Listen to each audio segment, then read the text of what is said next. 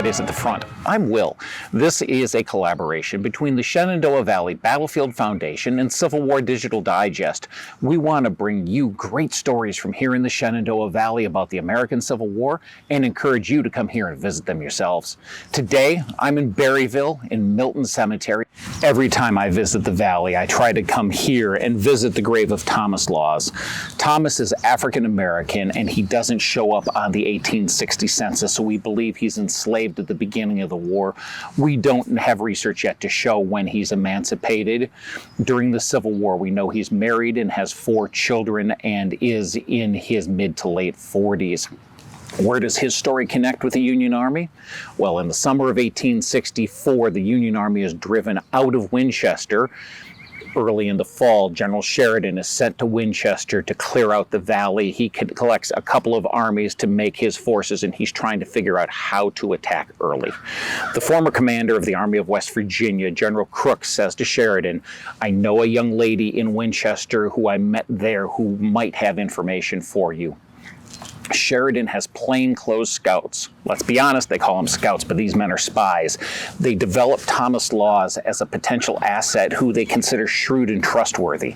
They bring him to Sheridan because he has something that the Union Army needs. He has a pass from Confederate officers to cross into their lines a few times a week to sell vegetables to the besieged citizens in the city who don't have as much access to food. Sheridan meets with Laws at his headquarters one night, and after conversation, he talks Laws into taking a message to Rebecca Wright, who is Crook's contact in Winchester. The message reads, "I learned from Major General Crook that you are a loyal lady and still love the old flag. Can you inform me of the position of Early and his forces, the number of divisions in his army, and the strength of any or all of them, and his probable or reported intentions?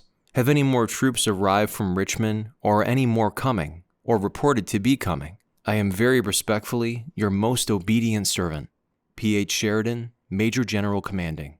You can trust the bearer." Sheridan will write this on tissue paper and put it in tinfoil so that it can be wadded up and put in Thomas's mouth, so that if he's searched at the Confederate picket line when he presents his pass, he can just swallow it and not be caught with it. Fortunately, he's not caught and the message gets to Rebecca. She has to decide what to do with the information and chooses to write back to Sheridan because she heard something the night before. September 16th, 1864. I have no communication whatever with the rebels, but will tell you what I know. The division of General Kershaw and Cutshaw's artillery, 12 guns and men, General Anderson commanding, have been sent away and no more are expected, as they cannot be spared from Richmond. I do not know how the troops are situated, but the force is smaller than represented. I will take pleasure hereafter in learning all I can of their strength and position, and the bearer may call again. As Sheridan receives this message back, he knows he has what he needs to make an attack on General Early. However, he gets a summons from Grant to have a conference. He dashes away quickly, brings his boss up to speed, comes back, and launches the Battle of Third Winchester on September 19th, 1864. Sheridan goes on to continue to push the assault through the battles of the fall of '64 and clear the valley. Thomas Laws, after the Civil War, comes here to what's now Berryville, whether it's Battletown Township, whether it's Josephine City, whether it's Berryville. He lives his life here as a farmer, passes and is buried here in Milton Cemetery along with his wife and a couple of his children.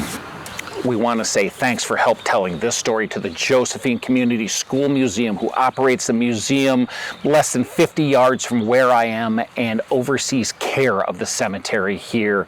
They're helping keep these stories alive. We hope you've enjoyed this story. Come down to the Shenandoah Valley, visit Thomas Laws, see some of the other stuff for yourself. We'll see you next time.